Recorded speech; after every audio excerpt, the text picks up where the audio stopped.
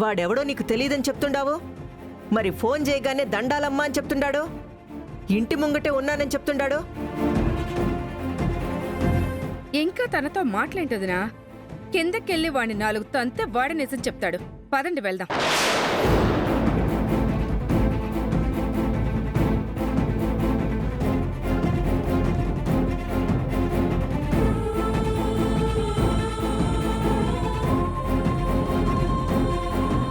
ఇప్పుడు ఫోన్లో మాట్లాడింది నువ్వేనా?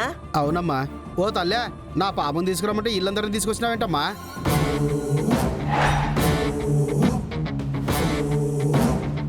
నీ పామా? దానికెందుకు ఇచ్చుండావు?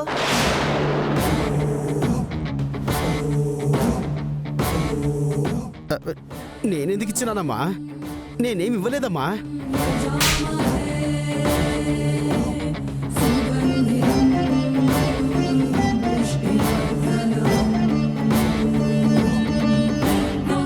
నువ్వే పావు తీసుకొచ్చిచ్చినావని నాకు బాగా తెలుసు.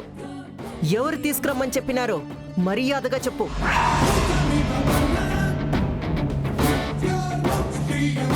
మర్యాదగా చెప్తావా? పోలీసోళ్ళని పిలిపించి కాళ్ళు చేతులు ఎరక్కొట్టించమంటావా? వద్దొద్దు తల్లే, మీకు దండం పెడతాను. ఇదిగో ఈ అమ్మే పాము కావాలని ఫోన్ చేసినది.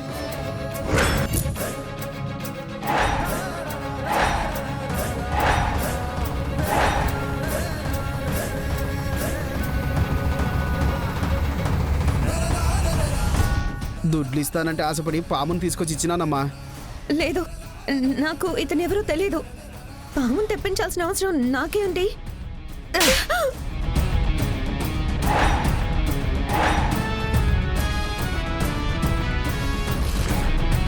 వదినమ్మా, ఏందిది? ఎందుకిట్ట చేసుండో? పాము తెప్పించాల్సిన అవసరం నీకే ఉండదు. రేయ్, నీ మట్టి బొరకింకా అర్థం కాలేదా? నీ అన్నతో కార్యం జరగడం దీనికి ఇష్టం లేదు.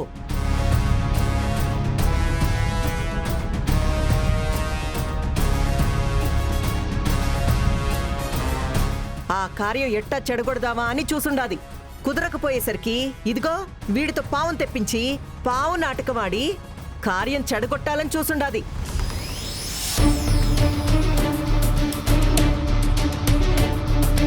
ఏంటి దుర్గా, ఇదంతా నిజమేనా? పామును తెప్పించింది నువ్వేనా? ఇంట్లో వదిలిపెట్టింది కూడా నువ్వేనా?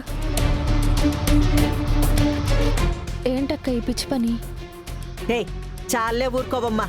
అక్క చెల్లెలకేమీ తెలియనట్టు బాగానే నాటకాలు ఆడుతుండారు. శివయ్య దయ చూపించినాడు కాబట్టి ఎవరికి ఏం కాలేదు.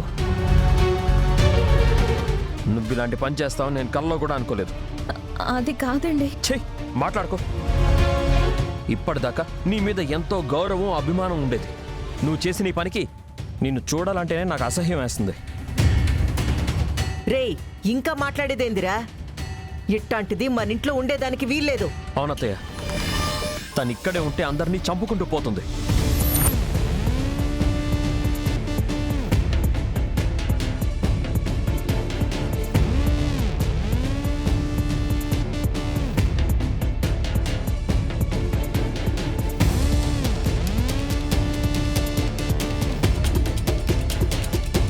వెళ్ళవే బయటికి. ఇంక నీ మొహం మాకు చూపించుకో. వెళ్ళ.